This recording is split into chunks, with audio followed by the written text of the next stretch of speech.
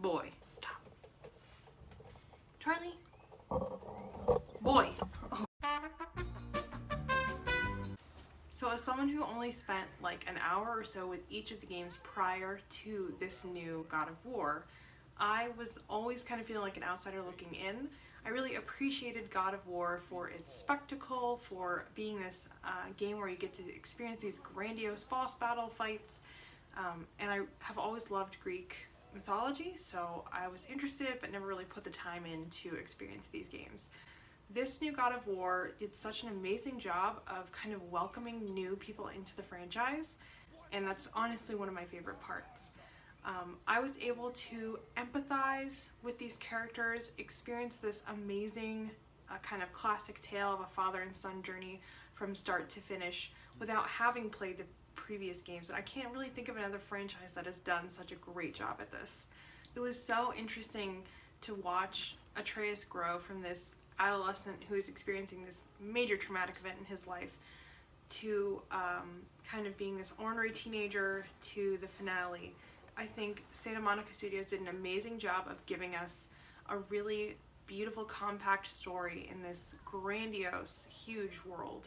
I feel like though I've completed the story, I've barely scratched the surface of exploring, which is so cool. It's kind of a choose your own adventure at many moments where you can continue with the story, or you can go off and kind of not just upgrade your weaponry and kind of find more artifacts, but you also can just learn more about the mythology and discover more about the gods and the people who have kind of found their way into Midgard and into this world. There were probably just a handful of characters throughout the game that you interact with, who every single development throughout the game, every single kind of challenge you overcome, their story grows too, and I absolutely adore that. I think it's so important to, you know, not just have these convenient characters here who are helping you along the way, but to have their own stories and their own personal growth and development is so special. It's really unique. I don't think I even mentioned this yet. From start to finish, the game doesn't break. There's no like loading up a cutscene. It is just one continuous shot throughout, which is really groundbreaking. Speaking of continuous breaks, boy? Boy? Let's jump into spoilers. I was kind of waiting the whole game for all of these twists and turns to happen.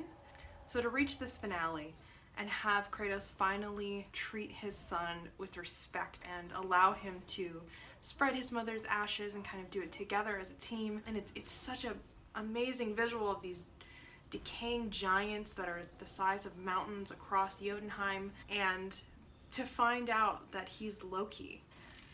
Who knows what that even means, but it is just such a stab in the heart. You know, Kratos has learned to become a better father in this journey and to train his son to be better than he is. They could have so easily telegraphed this story choice early on in the game. At no point did Atreus kind of do any magic or trickster moves that would make you think that he could possibly be Loki.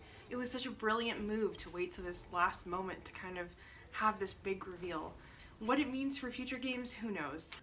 They could kind of deviate from the mythology and have Loki actually be Odin's son, so maybe he's not Kratos' son.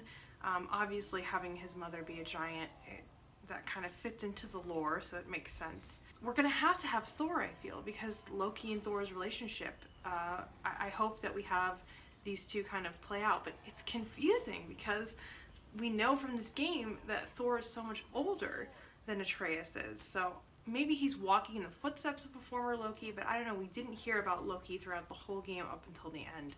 So there's a part a little bit earlier in the game where you come across in Tyr's hidden like temple some Egyptian artifacts, and that was so cool to me. It made me think of the possibility of getting into Egyptian gods, and maybe they're gonna dabble in that or tease that out.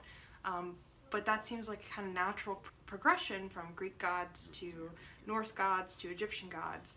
I don't know, maybe they'll go in that direction. Maybe because now we know that he is Loki, they're gonna stick with the kind of Norse mythology for now, because we haven't seen Odin, we haven't seen Thor. There's a whole pantheon of Norse gods still left to explore. I thought about midway through the game I would be okay with Kratos maybe dying off in this game or kind of having to sacrifice himself, because Atreus was interesting enough that I would love to see him kind of carry the torch of the franchise and be our main focus in the next couple games. It's so great to end a game on a feeling of, I can't wait to see what they're going to do next with this. But at the same time, I feel like this was such a brilliant standalone story.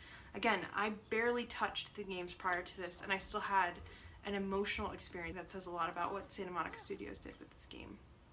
Other things that I really enjoyed, the score is bar none one of the best video game scores I've ever heard. Coupled with the voice acting for Kratos and the many other characters, Baldur, incredible voice acting.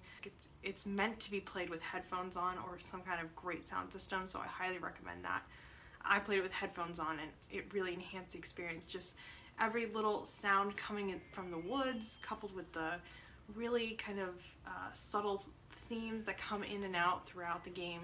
It's really a beautiful, beautiful score. I loved the design of Helheim. I thought that was really cool. You know, when they said we're going to hell, I assumed this kind of red fire and brimstone feel, and the really creepy green aesthetic, this like empty void, desolate landscape. Oh, such beautiful design, and the music in that portion is just so haunting and so visceral. It's a really great little chunk of the game there when you go to Helheim and then get to go back. I really enjoyed that.